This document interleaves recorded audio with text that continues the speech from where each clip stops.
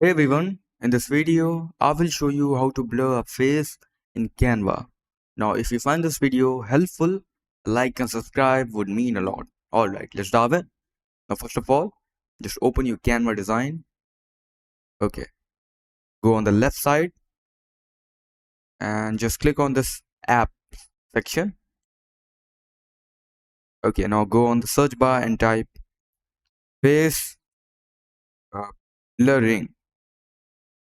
Okay, now download this app, face blurring, right over here. Just click on open. Okay, now select the media or the image and this option will appear over here.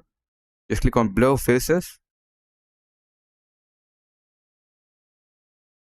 Wait a minute, and as you can see, the face is blurred automatically. So that's it for the video. That's how you can blur a face in Canva. Thanks for watching.